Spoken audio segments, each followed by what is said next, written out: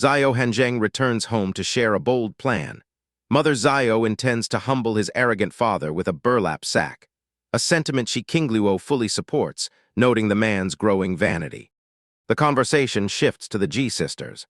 Xiao Hanzheng predicts that Ji Chunying will attempt to seduce his father to gain access to Prince Jin, a move that disgusts and intrigues them both. Xiao Hanzheng reveals that despite his father's previous poisoning, a doctor has restored his functions, making him a pawn in a game of political manipulation involving Prince Jin and Prince Yi. Tensions rise as the impending arrival of Prince Yi is announced. Behind the guise of imperial duty, the prince's true motive is revealed: a jealous, determined pursuit of Mother Xiao. Prince Yi makes a striking entrance into Northern City. He orchestrates a coincidental meeting with Mother Xiao, openly offering to join her in her plan to ambush her ex-husband. The trap is set. With professional help, the group lures Xiao Yuanqi into an alley, where the unsuspecting father is quickly hooded and restrained by hired muscle. Catharsis flows as Mother Xiao and her family deliver a well-deserved beating to the man who once scorned them, while Prince Yi watches on, admiring their spirit. Left in the alley with bruised ribs and a battered ego, Xiao Yuanqi seethes with resentment, directing his burning hatred toward his son's family and the interloping Prince Yi. Ji Chunying witnesses an intimate, friendly interaction between Prince Yi and Mother Xiao, a sight that triggers a deep, bitter jealousy within her. While the city navigates political webs, Shi Qingluo focuses on economic development, planning a massive wool workshop to improve the livelihood of the commoners under their protection. An invitation from Madame Tu arrives, signaling a potential trap. Xiao Hanzheng warns his wife of the lady's past ties to the exiled Yuan Songling, predicting ill intentions for the upcoming banquet.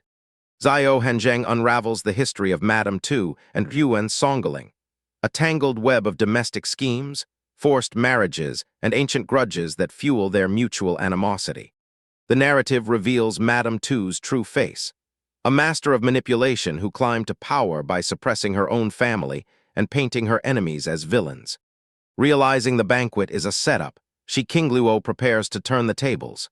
She refuses to be the victim, viewing the gathering as the perfect opportunity to make an example of her detractors. The arrival of Zai Rong and Zai Rui brings a moment of genuine warmth to the household. The bonds of true friendship provide a welcome relief from the constant plotting. Hungry and seeking the cooking of Mother Xiao and Xiao Bailey, the guests find their path blocked by a fiercely protective Prince Yi, who refuses to let outsiders disturb his future family.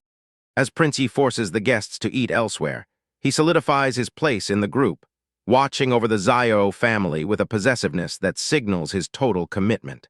Inside the halls of Prince Jin's mansion, Liang Yujun scoffs at the news of Liang Yulin's obsessive behavior, unable to fathom why a man of his brother's stature would abandon his pride for a woman. The brothers meet, and their conversation turns sharp. Liang Yujun attempts to bait his brother with insults about Madame Kong, but Liang Yulin remains unbothered, his cold exterior revealing an unexpected, fierce devotion to the woman he loves. Unaware of the political schemes brewing in the palaces, Shi Qingluo prepares for the social test of the Northern City flower banquet, choosing to project an image of simplicity that masks her sharp wit.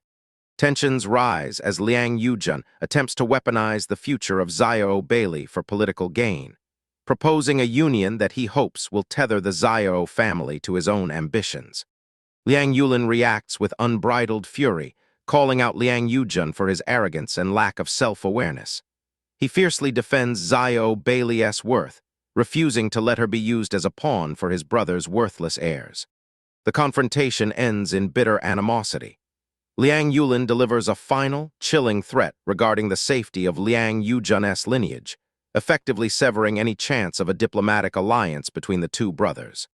Liang Yulin updates Xiao Hanzheng on the failed negotiation with Liang Yujun, reinforcing their bond as a family, and warning him of the hidden vultures in Northern City who seek to target Xiao Bailey. Shi Qingluo arrives at the banquet with Xiao Bailey and Zai Rong. Contrary to the expectations of the local elite who anticipated a vulgar village woman, her refined presence and high-quality attire immediately subvert their petty biases. By simply being herself, Shi Qingluo shifts the atmosphere of the room. Her quick wit and natural elegance captivate the guests, silencing the whispers and proving that she is far from the uneducated outsider they expected. Shi Qingluo notices the predatory gazes of Madame Zhu and her cohorts, realizing they are attempting to size up Xiao Bailey as a potential, albeit unwanted, daughter-in-law for their family's political gain. When Madame Zhu oversteps with a thinly veiled and arrogant proposal, Shi Qingluo does not hesitate. She dismantles the lady's sense of superiority with a cutting, public rejection that leaves the entire assembly shocked. Shi Qingluo delivers a blistering verbal assault, exposing Madame Zhu's hypocrisy and mocking her dissolute son. It is a calculated display of power, warning everyone that neither she nor her sister-in-law are soft targets. Having established her dominance, Shi Qingluo stands firm. She knows that by making an example of Madame Zhu, she has effectively closed the door on any further attempts to manipulate her family. When Madame Zhu dares to protest, Shi Qingluo exercises her absolute authority as a princess. With a single gesture, she has the insolent lady punished on the spot, silencing the room through sheer, unyielding force. Stepping into the silence that follows, Shi Qingluo publicly challenges the loyalty of the Zhu family, leaving everyone terrified. She has effectively weaponized her rank to protect her family from further interference. Madame Tu attempts to salvage the situation with a hollow greeting, but Shi Qingluo deftly turns the tables on her as well. By highlighting the lack of etiquette among the guests, she isolates Madame Tu, cementing her own position as the one in control. The social battlefield of the two residents reaches a boiling point. By asserting her royal status, Shi Qingluo forces the reluctant Madame Tu and her circle to pay their respects, effectively turning the tables and establishing her authority right from the start. In the warmth of the apricot pavilion, Madame Tu attempts to humiliate Shi Qingluo using the traditional four arts. But as the ladies perform, Shi Qingluo offers a critique so precise and insightful that it leaves the arrogant gathering stunned and speechless. Refusing to be trapped by standard expectations, Shi Qingluo masterfully pivots the challenge. When pressed to showcase her talents, she mockingly suggests she will simply copy the work of Madame Tu, a move that catches the entire party off guard. The trap is set, but it snaps shut on the wrong person. Shi Qingluo effortlessly reproduces and then surpasses Madame Tu's art, turning the host's attempt at humiliation into a public showcase of her own superior skill. Unwilling to let the moment pass, Shi Qingluo delivers a verbal blow, dissecting the rigidity and lack of life in Madame Tu's work. The host is forced to swallow her pride, her composure fracturing under the weight of the undeniable truth. Hoping to finally catch Shi Qingluo in a lie, Madame Tu produces a bamboo flute. Yet she only provides the stage for another triumph, as Shi Qingluo plays a hauntingly beautiful piece that seals the host's embarrassment. The battle of wits continues as Shi Qingluo critiques the instruments, effectively twisting the knife. She makes unreasonable demands for a jade flute, forcing Madame Tu to agree just to save face, while the host's internal frustration begins to boil. Moving to the banquet, the atmosphere curdles. Shi Qingluo, Zai Rong, and Xiao Bailey sample the offerings only to find them mediocre at best. Their collective disdain is a sharp contrast to the sycophantic praise of the other attendees. The pretense of social nicety shatters when Shi Qingluo calls out the banquet's failures. Describing the food as fishy and unsatisfactory, she leaves Madame Tu gasping for air, having thoroughly dismantled the host's attempt to impress. The confrontation escalates as Zai Rong joins Shi Qingluo in calling out the banquet. They refuse to play along with the charade, painting Madame Tu into a corner where her only option is to watch her social control crumble. Desperate to reclaim her dignity, Madame Tu brings out her pride and joy, the apricot wine.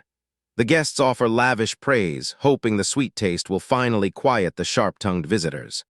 The act fails. Shi Qingluo and her companions barely touch the wine, finding it inferior to their own refined tastes. Madame Tu, sensing the rejection, demands an evaluation, unknowingly inviting the final, most devastating blow of the afternoon. Without hesitation, Shi Qingluo provides an honest, brutal assessment of the wine's quality.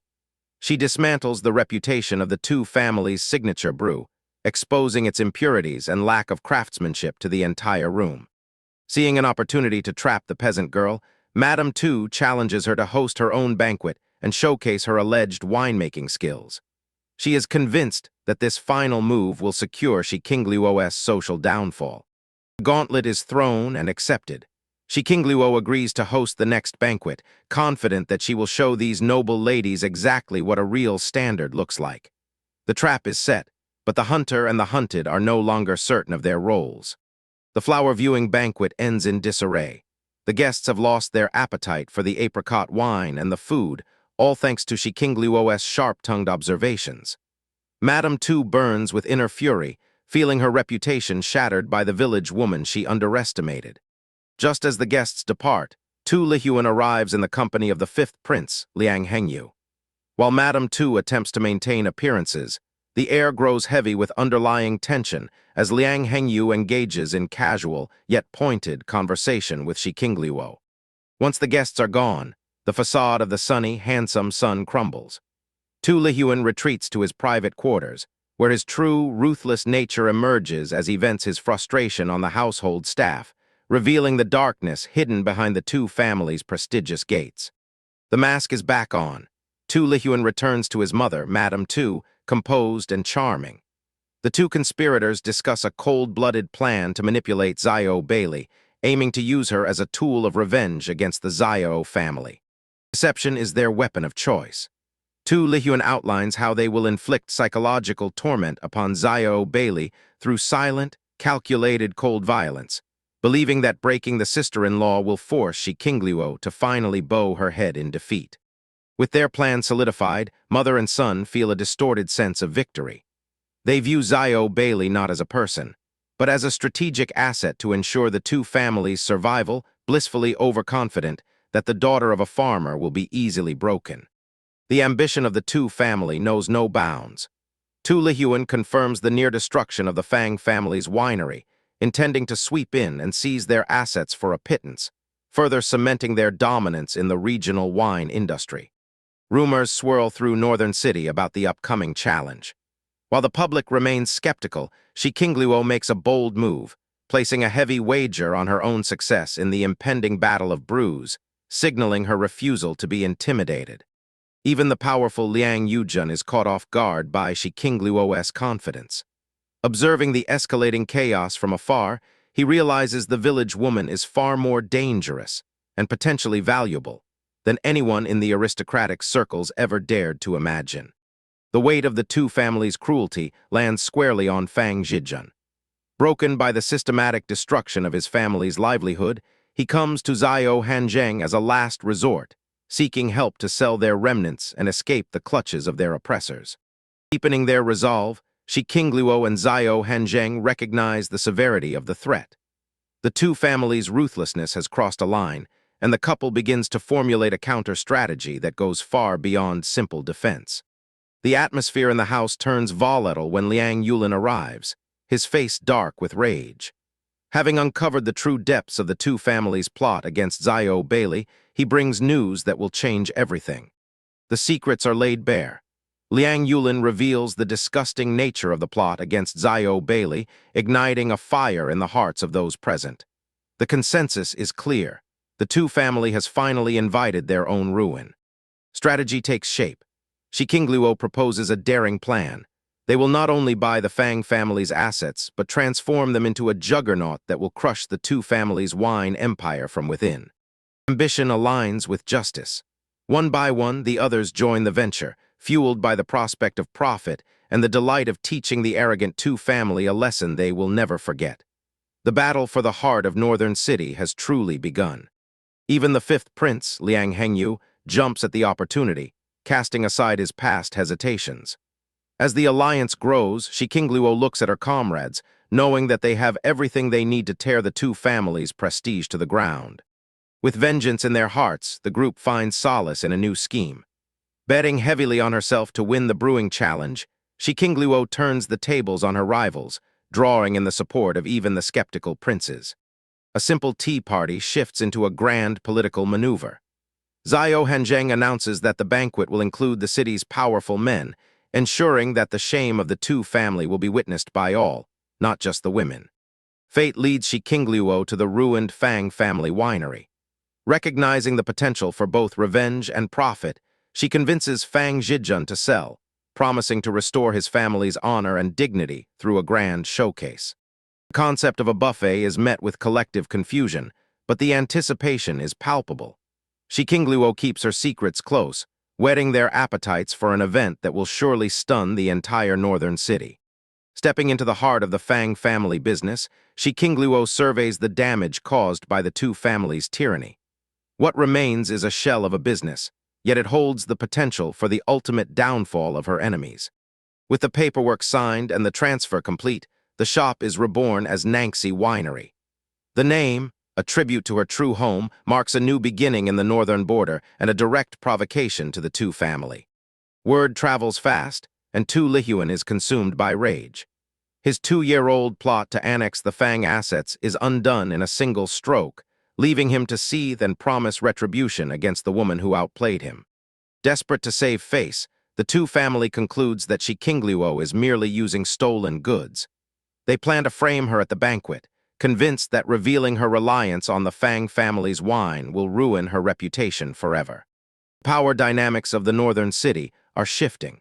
Prince Jin realizes that Shi Qingluo has cleverly entwined the interests of the powerful aristocratic youth with her business, making it nearly impossible for him to crush her directly.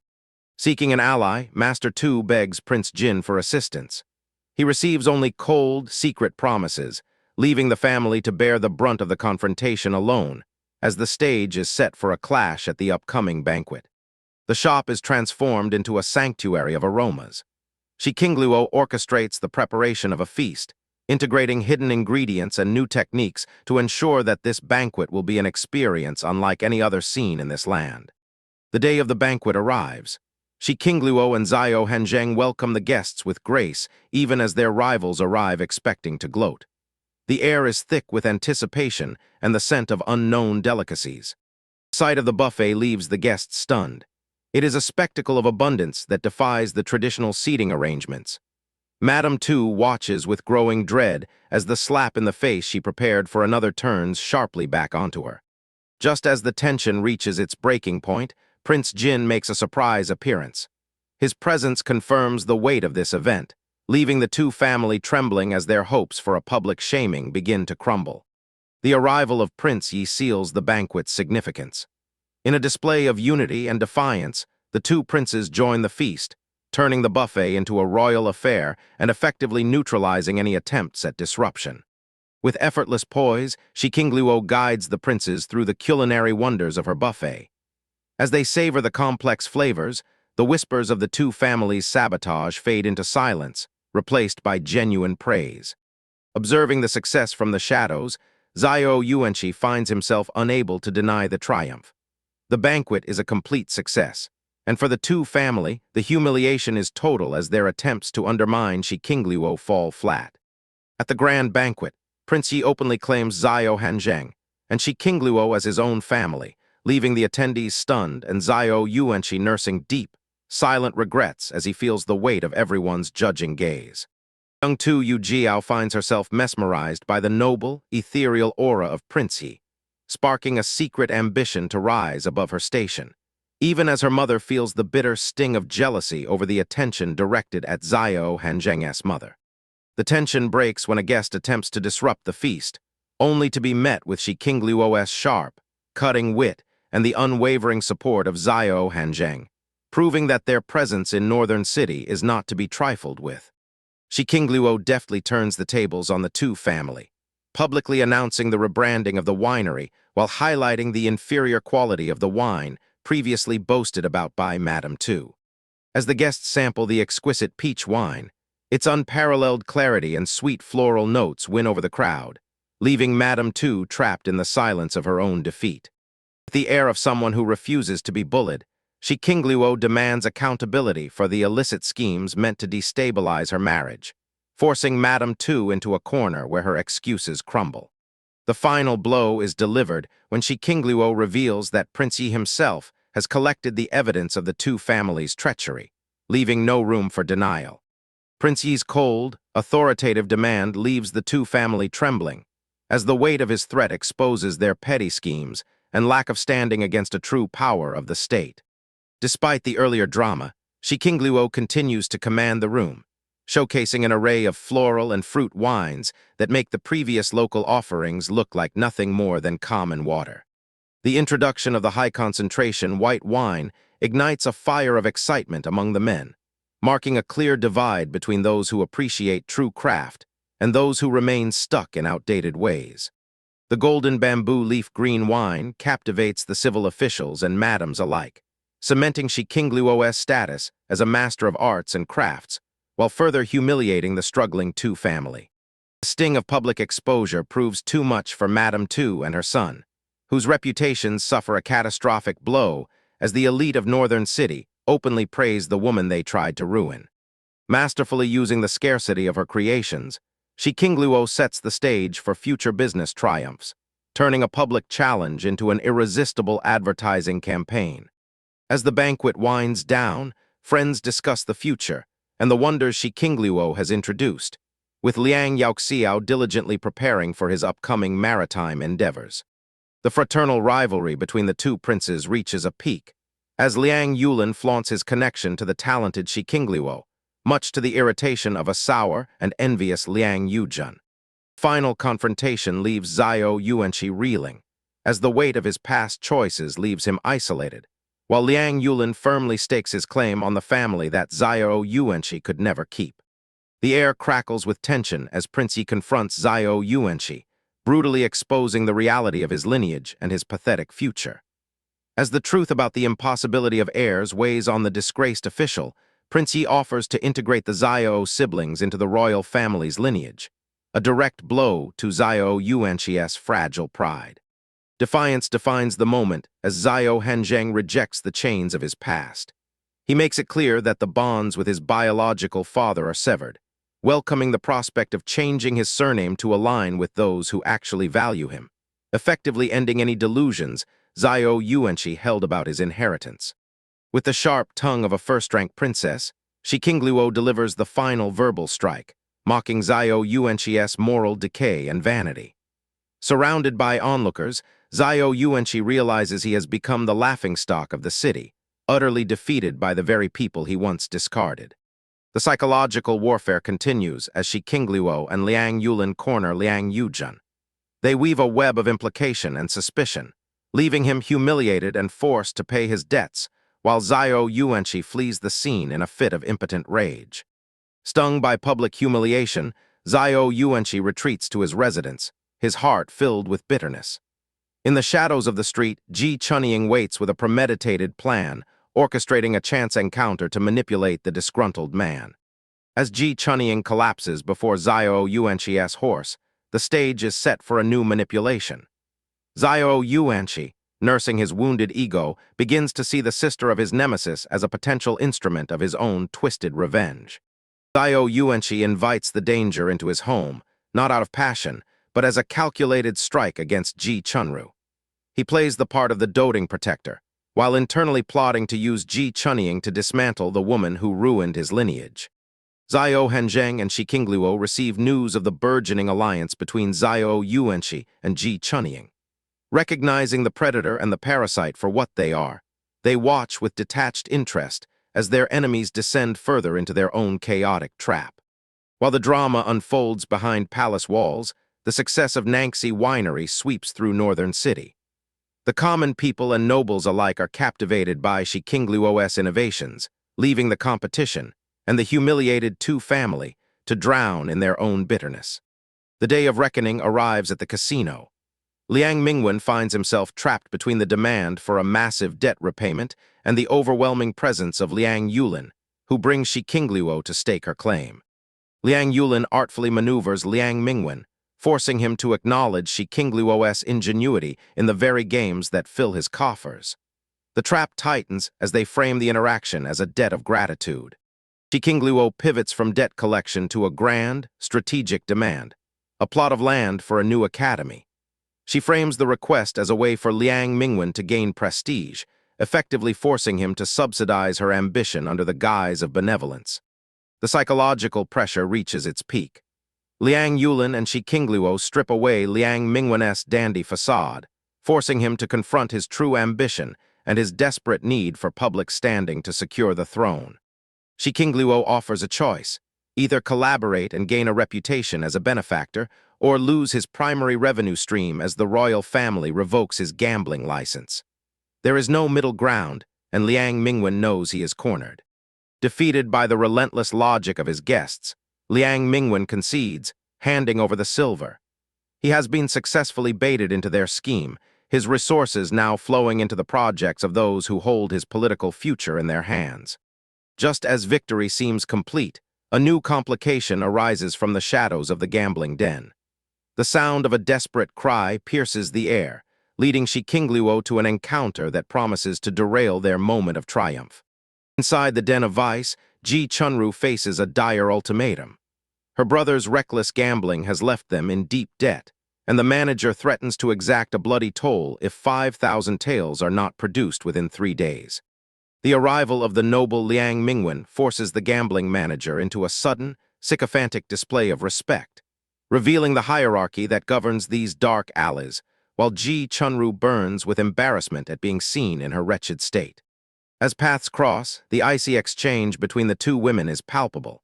When challenged, Shi Qingluo delivers a cutting truth that leaves Ji Chunru speechless, exposing the hollow reality of her ruined reputation and desperate life. Shi Qingluo recognizes the true nature of the Ji sisters. Where one is foolishly abrasive, the other is cold-blooded and calculating, masking her true intent behind a veneer of forced apology and subservience. Sensing a deeper conspiracy behind the manager's actions, Shi Qingluo dispatches her trusted guard to shadow the conspirators, all while keeping Liang Mingwen engaged in a dance of wits and influence. Shi Qingluo masterfully pivots the conversation toward the creation of a grand craftsman academy, dangling the promise of immortalized fame to secure prime land from a reluctant Liang Mingwen. The trap is set. By appealing to his vanity, the duo maneuvers Liang Mingwen into parting with his most valuable property, sealing the deal for the academy and leaving the young master to realize too late the sharpness of his opponent's tongues. The exchange of silver completes the bitter bargain. Liang Mingwen, now fully entangled in the schemes of those he thought he could exploit, finds himself funding the very institutions that seek to reform the world he profits from. Under the soft light of the garden, the intelligence report arrives. The threads of a larger plot involving spies from the previous dynasty and the theft of a critical defense map begin to weave a dangerous web around the northern border. The final pieces are in place. Greed and familial duty will now collide, as Shi Qingluo and Xiao Hanzheng watch from the shadows, ready to let the unraveling of the Ji family become their own undoing. Inside the cramped home, a desperate charade unfolds. Madame Niu and Ji Chunyi attempt to use the news of a pregnancy to secure their position, but the calculating eyes of Ji Chunyi see through the performance. The confirmation of the pregnancy brings a momentary flicker of joy to Ji Chunru, who clings to the hope of a male heir, blind to the manipulative trap her brother and his wife have laid. The mask slips away as the couple reveals their true colors, pushing Ji Chunyi to commit treason.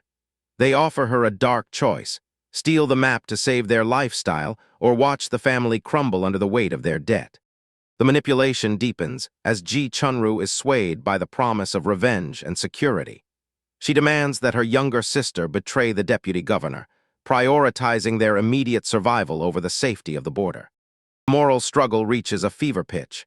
Ji Chunyi attempts to point out the gravity of stealing a defense map, only to be met with her sister's chilling indifference and the insatiable greed of her brother. The power dynamic shifts violently. Ji Chunyi, tired of being the sacrificial lamb, flips the script, forcing her sister to choose between her pathetic brother and a future with her.